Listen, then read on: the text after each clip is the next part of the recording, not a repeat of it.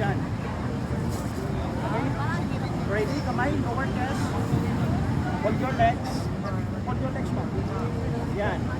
Yan. Go up. Left, right. Hawak tayo na kayo. Hawak tayo na mag-squat. One more. Move backward. Move back. More pa na. More back. Yan. Okay, ready? Kamay, lower chest. Hold your legs. Go up. Bend your knees. Kaya mo yun man. Okay. Ano? Kamay, on ka ba? Ay, wala. Ay, ito na lang.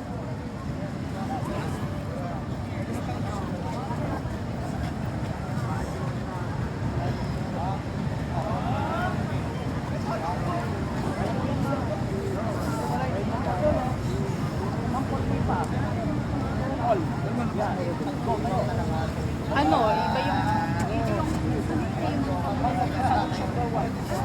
Ganyan, ganyan.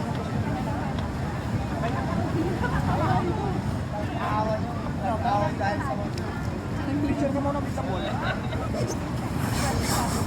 So, kailangan nakasinter lagi tayo sa bowl natin para mabalance yung sarili. Okay?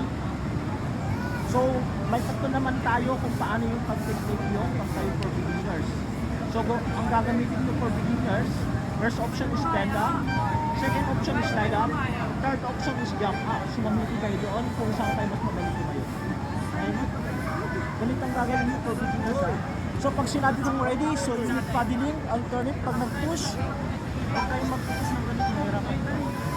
Huwag dito. At huwag kayong hawak dito sa wheels. Pwede ma-slide ka naman yung tatama yung dito sa upper. So, kailangan dito sa lower chest po lagi. Yes po. And then, first option ang gagamitin nyo is bend up. Dito po yung bend up for beginners. Yung knees natin nakalabas sa alas ng board nyo. Okay? Pag-push nyo gano'n, so left mauna, then forward natin yung right sa harapan. Bend your knees, look straight. Don't lock down. Parang naka-squat ka, tingin lang sa harap.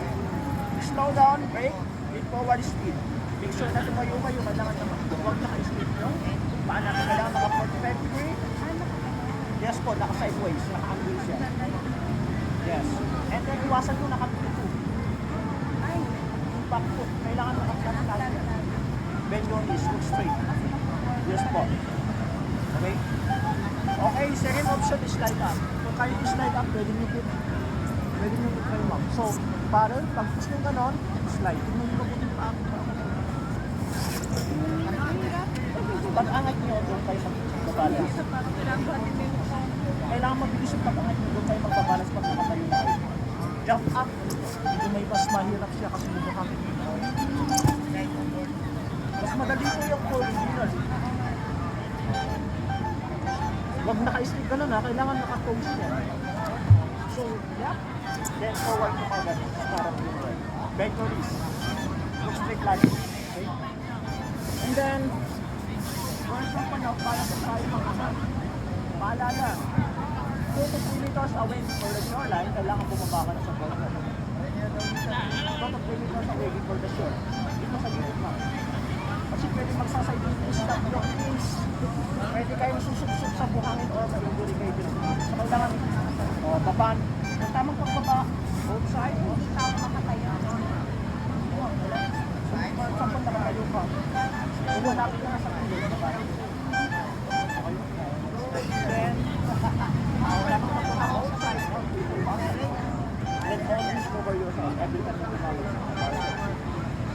Ito? Every time na gumawin sa mga, cover lagi.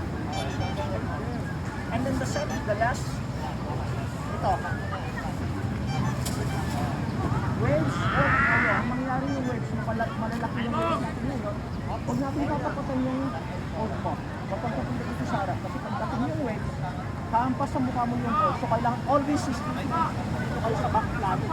Kaya pag hawak ng waves, pabalik sa coach, huwag nang pasok yung fingers dito. Kasi pag may waves, pwede matis yung kamay. So kailangan yung hold na dito. Lapit ng nauna, yung hold mo is nasa dito. Dito mo lang yung lapit. Lakad ka lang ako. Ito, ganito lang.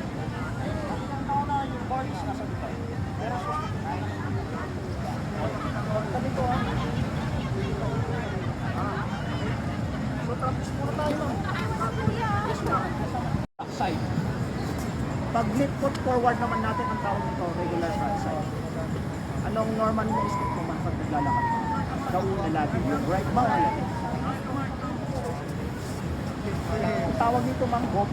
Ang mangyayari sa'yo, paddle ka ng paddle. Ang mangyayari sa'yo, mag-bonus bed ka, susubsub ka. So kailangan make sure yung paa natin is nasa tent. Yes po, ito yung marker nyo yung okay. Ito yung line niya. Okay? And then, both side, yan. Okay? Ready? Kamay, lower chest. Hold your legs. Hold your legs mo. Yan. Yan. Go up. Left, right. Mawag tayo na kayo. Ano, kailangan ng spot. One more. Move backward. Move back. More pa man. More back. Yan. Okay, ready? Kamay, lower chest. Hold your legs. Go up. Bend your knees.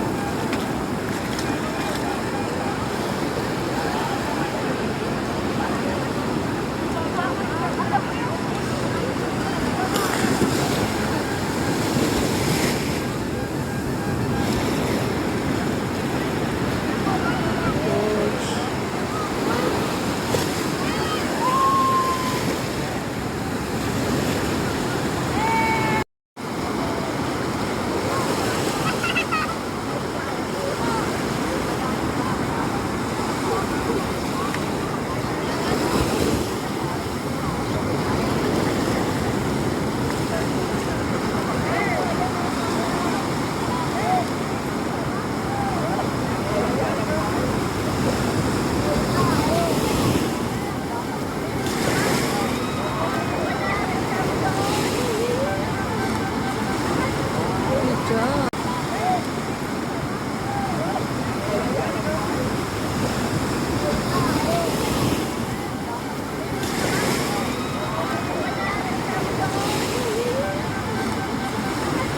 Good job.